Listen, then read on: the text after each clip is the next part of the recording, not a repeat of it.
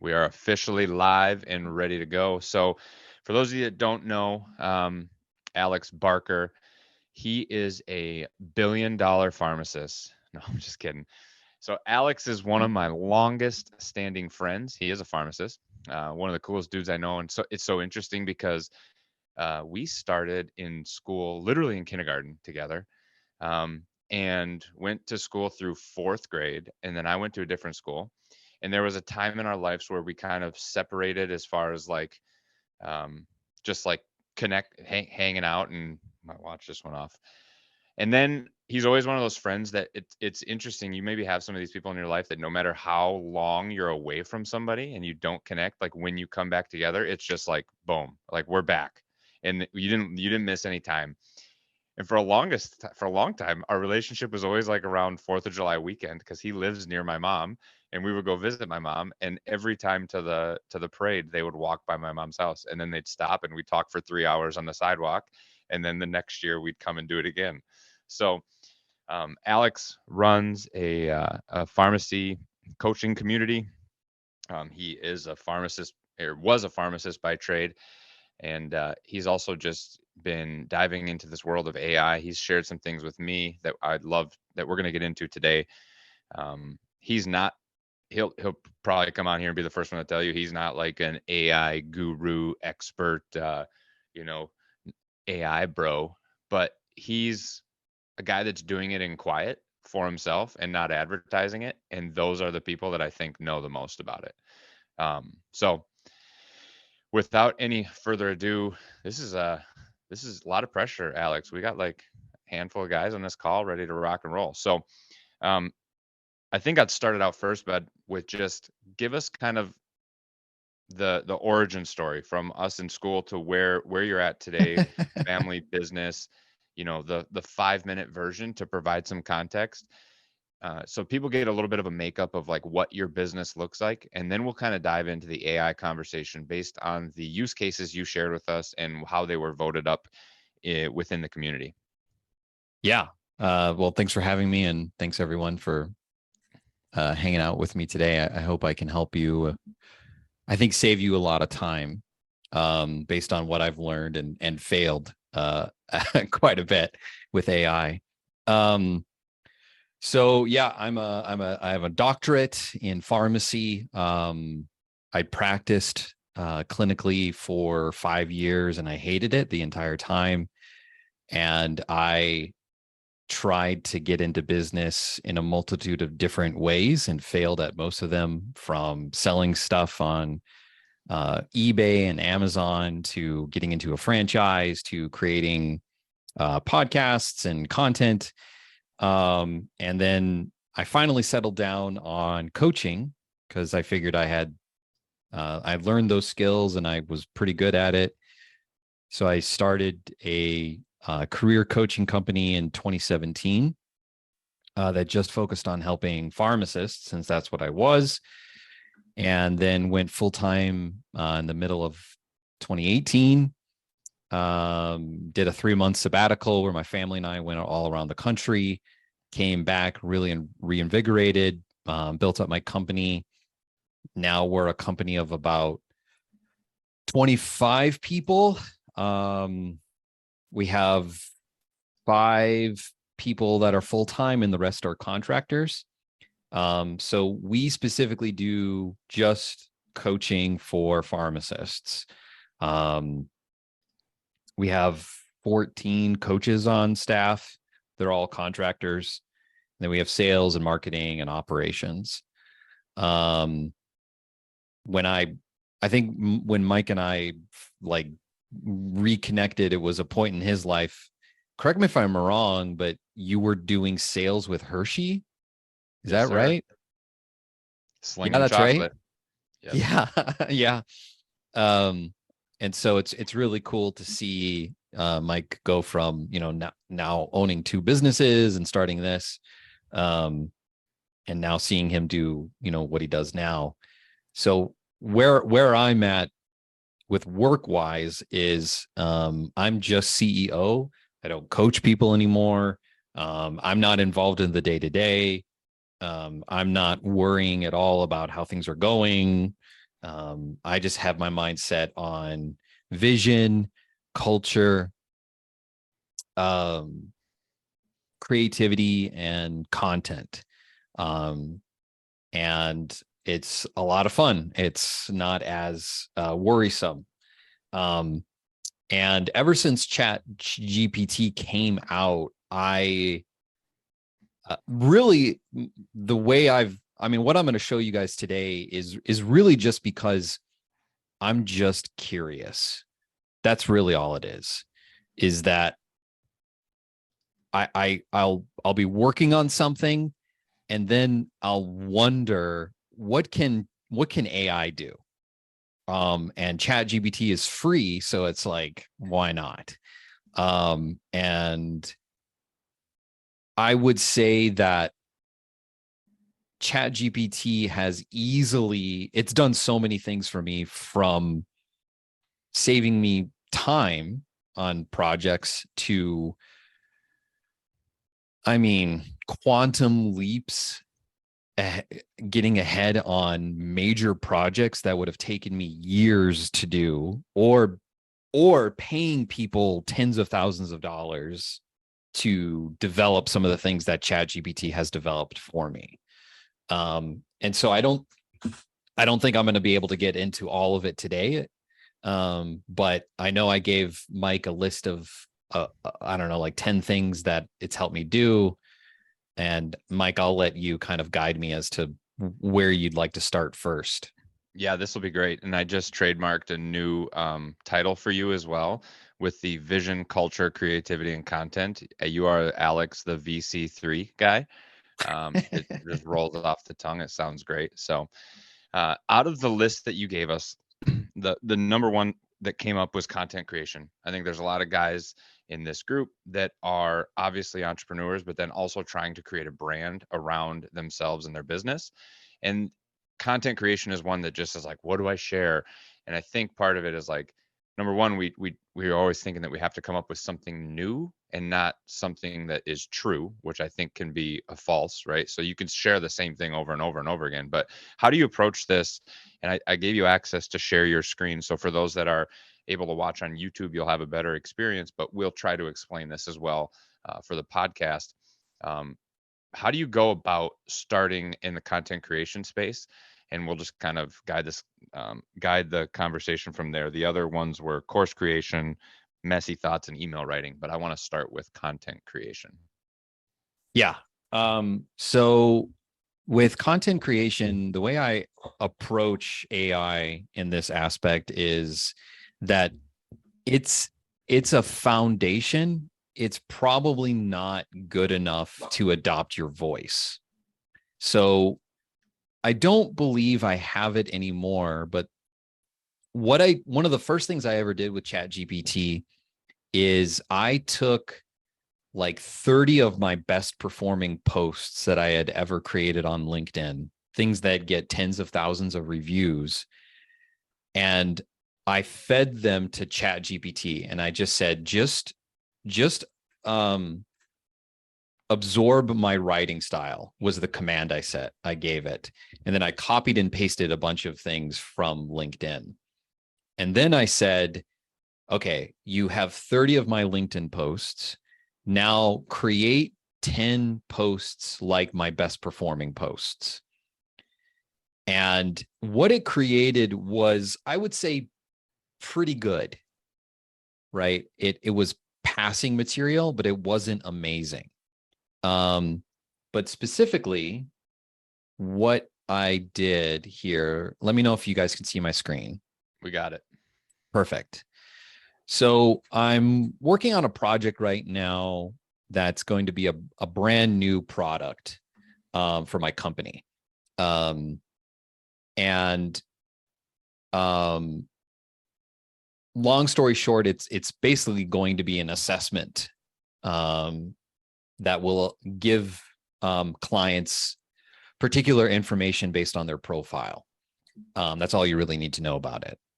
And my screen probably will look different than what you have, because I'm specifically using Superpower ChatGPT, which is a free extension. You can get it on Google Chrome. Doesn't You don't have to sign up for anything. You just go to Google and type in superpower chat GPT. I like it because it makes the interface easier to use. It also allows you to switch back and forth between different versions of chat GPT. If you sign up for the pro version of chat GPT, which is like $20 a month and it's nothing, you get limited access to GPT-4, which is the I don't know, the most, they call it the most capable model, but you have limited access to it. I don't know what it's at now, and I'm sure it's going to change in the future. But I mean, just a few months ago, it was something like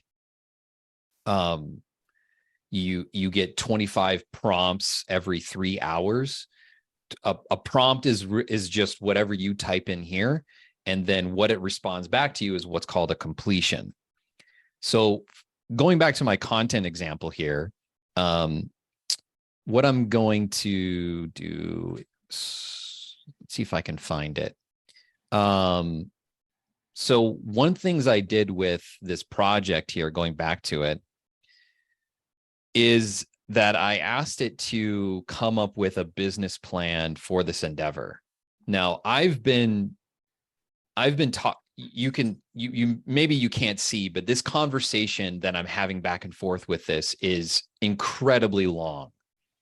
It's because I've been working on this project with it since April, and I have been feeding it a ton of information, from scientific documentation to creating a manual for the project, for creating a business plan. And on top of it, I've also been asking it to create marketing material. So I'm going to try to use this. Let's see. So somewhere in this very long chat, I have it. Here we go. So in this chat here, what I did is I copied and pasted my own business plan that was half finished, and I gave it a command where I said, okay, here's my business plan. Then it was able to summarize for it, and specifically marketing is what we talk about here later. So it's giving me more and more branding strategy ideas. Let me see. I want to find it Alex, I want to talk specifically. about one specific tactical thing that I personally run into. I'm going to use this as a as a personal opportunity. When I'm typing things into ChatGPT, and let's say I feed it my top 30 content creation posts. After every post, it feels like it has to give me a summary of what I just fed it. Does anybody else have that? It's like, oh, thank you for that post. This.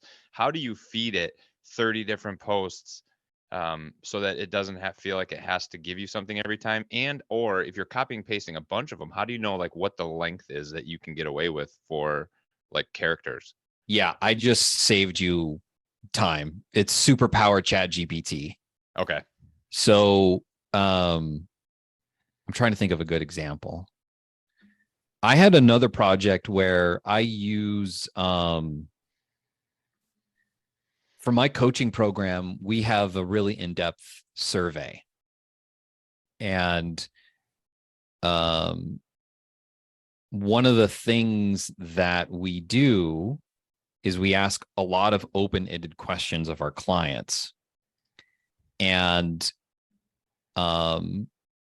I was wanting to create a report from it, but there's like so much data that it would require a PD or a PhD level person to look at data and to assess it. Well, I figured out with ChatGPT, you can copy as much data as possible and paste it into ChatGPT. And what it'll do is, because of superpower ChatGPT, it'll break up the data so that it will just tell it, okay, you're just taking in this information into chunks, and you don't assess anything, don't do anything with it, just say okay. And I'm trying to look Got it. for a very specific example in here. Which Just based on for those that can't see this, the length of these scrolls for this chat, you've been doing this for a long time. I might want to peel back one extra layer, and maybe this could be an example. Let's assume that you're starting fresh on the content creation side. Mhm. Okay. And let's assume that you are a guy on this call, and um, you have a property management company. There might be a guy here that does that. And you want to create content on Twitter, let's say, or any social platform around kind of you being a thought leader in that space, Mhm. anything that pertains to that.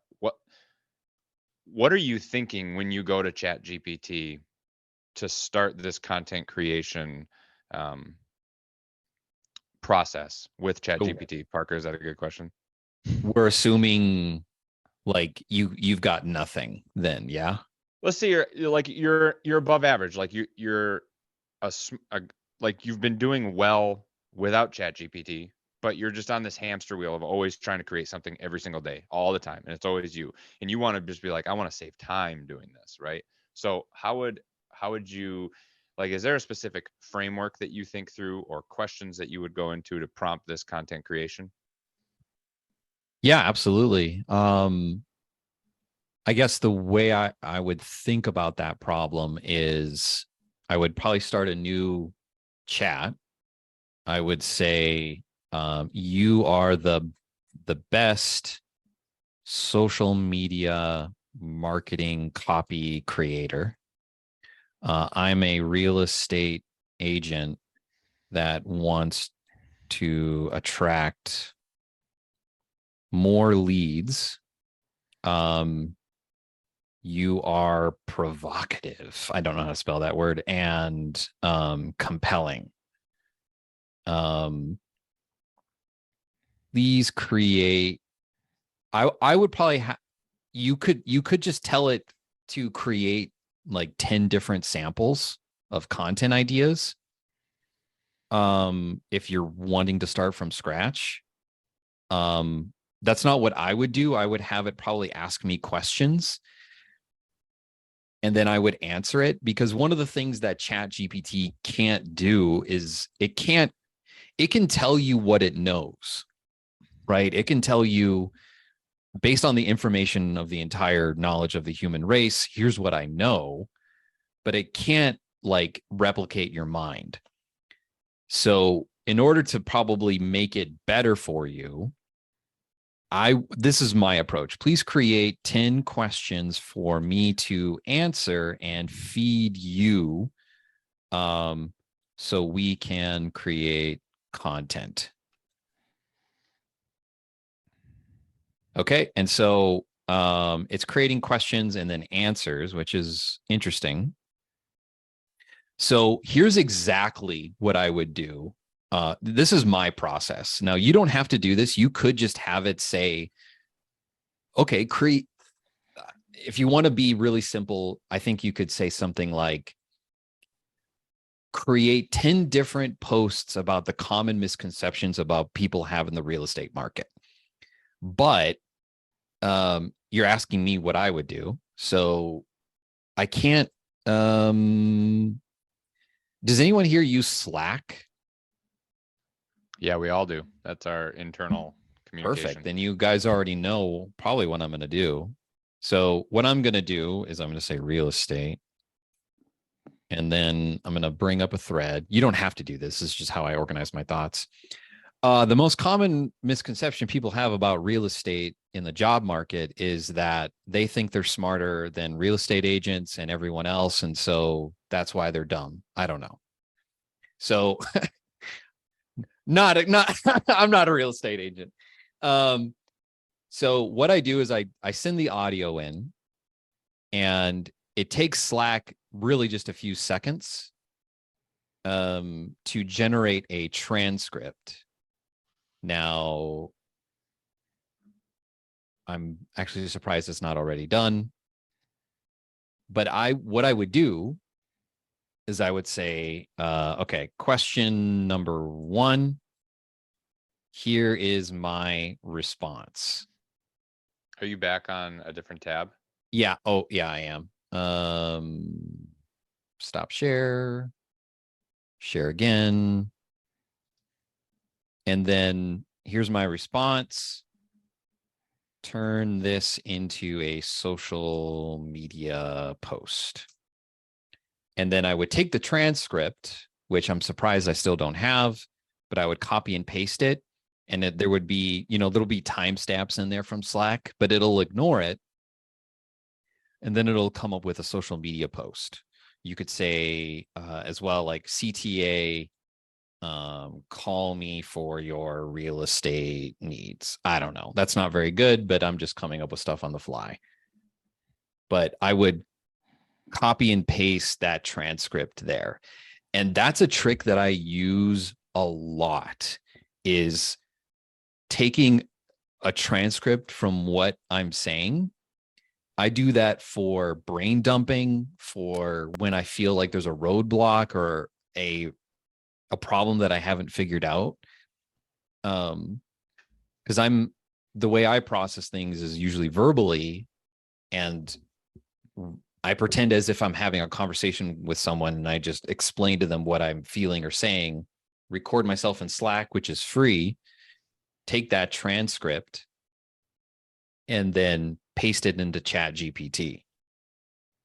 And for those that can't see this screen, what he's showing here is that he's showing the question 1 response to the common misconception, turning that into a social media post. And then part 2 of that same prompt is asking for a call to action within the social media post, which I think that's kind of interesting, is we are only limited by the questions and the complexity of the inputs that we put into Chat GPT. You know what I mean? So if we ask basic stuff's going to come out. But you can, like what you're doing is a multifaceted approach here. You're creating the content, but then also creating a call to action within the content, which is interesting. And then the other thing that I pick up is, how do you process stuff? Do you process things verbally? Do you process them in writing? How do you, so if you're a verbal guy, use the Slack integration or some type of program that'll turn it into a transcript, because that helps you think in the way that you best think. So whether it's talking or writing, what have you. So sorry. That's a great point. It didn't ignore the timestamps because I didn't give it the command to, but ever thought you could outsmart real estate agents? Yes. It's I don't know, it's decent. Well, and that goes back to what we were talking about yesterday, right? Even if it's not the idea, giving you a bad idea or an average idea is better than sitting there with no idea, in my opinion.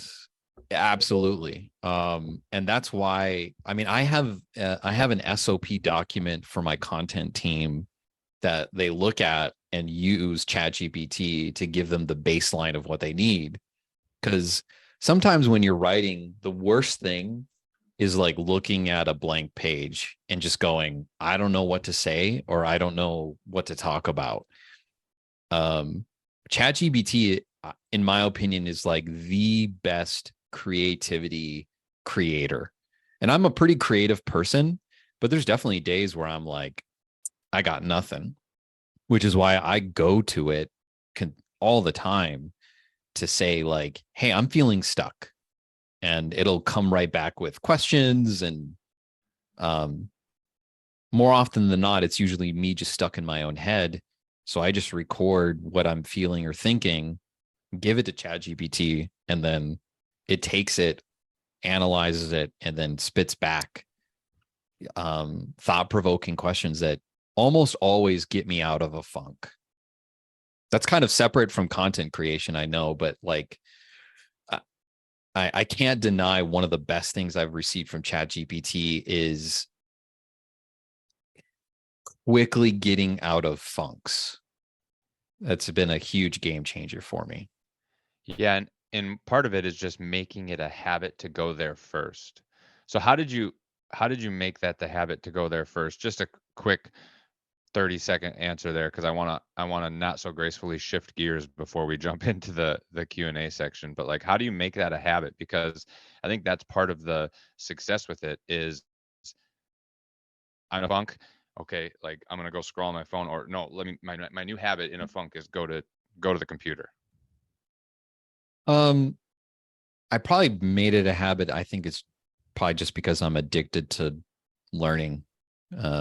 And I get huge dopamine kicks whenever I get a breakthrough. And I've had too many breakthroughs to not be addicted to ChatGPT. Got it. Yeah. So get a breakthrough and you'll be addicted. Before we jump into our breakout rooms and then the Q&A, I just want to do a quick gear shift over to the organizing messy thoughts. Hudson brought it up in the chat, and then Jason kind of seconded it as well. How do you, outside of the example that you have to give, but like how do you organize your like messy thoughts? How do you maybe categorize that as a brain dump? Because I think that's one of the cool things that could be useful is we have a lot of stuff up here that just causes paralysis. So how do you approach this um, messy thoughts, brain dump kind of thing using ChatGPT as a um, assistant with that? Yeah, great question. So it's really following kind of the same procedure that I've already talked about, which is that I typically my brain moves faster than usually what I can work on. And so whenever I feel like I'm not making progress on a project, or I feel like there's too many things going on at once, what I normally do is depending on the subject matter, I may either start a new chat or I'll go into one chat that I've already showed you, which I call HPD, which is just a abbreviation for my business, the Happy PharmD, where I call it HPT Advisor Insights. This is like the mega chat for me, where I've told it you're gonna play the role of the smartest business advisor in the world. And I have fed this thing my goals, my vision, my business plan, my P&Ls, my survey feedback from clients, competitive analysis, KPIs for team members.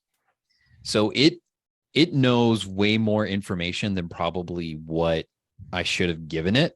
Like there's a security risk for sure for giving out this much information. But this is the chat that provides the most in-depth analysis for my business as well as what I'm thinking. And so I've got a pretty good gauge on when my mind starts getting messy or cloudy. And I've learned that the way I best process is verbally, and it's often done through team members, which if you're a CEO is not usually it's not a good approach because they give you their perspective and not an executive perspective.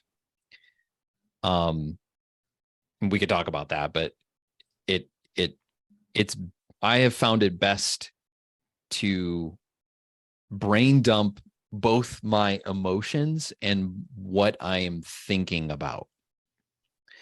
And I've given the advisor in this context, I've given it the filters through which how it is meant to coach me. So I don't know how much everyone here knows about coaching, but different coaches have different skills. And one of the skills that I highly value is the ability to see perspectives and filters. because just like a fish swimming in an ocean, we're all swimming in our own perspective. And that determines our actions, which determines the results we get in life and business. And so I've already told it to always prioritize my filters and perspectives and to challenge them consistently whenever I give it a brain dump or an emotional problem that I'm going through, whether it be doubt, confidence, feeling lost, not knowing what to do next, not knowing if I need to fire someone or hire someone. And I almost always do it through transcripts because I don't know about you, but for whatever reason, it's so much easier for me to just tell someone something verbally than to write out an email. Like I hate, I don't know if I can curse on here, but I hate writing emails. I haven't written an email in many, many months because of the systems that I have in place. But I find it easier just to say what I'm saying. And then if clarification is needed, ChatGPT usually asks questions, or I've told it to ask questions to dig deeper. So many amazing breakthroughs have happened because of it. Sorry, that was a long-winded explanation. No, it's good. And email writing is actually one of those things. I think Shane had mentioned it, and maybe when we come back from the breakout rooms and Q&A, we can dive a little bit more into like a rapid fire question and answer. What I want to do at this time is is jump into our community breakout rooms for, let's say, about 10 minutes. TJ's working this up on the back end. This is going to be the end of our podcast portion of it. And now what we're going to do is go into our community only Q&A and spend the next 30 minutes or so connecting and then asking specific questions that we've had come up on the dock here.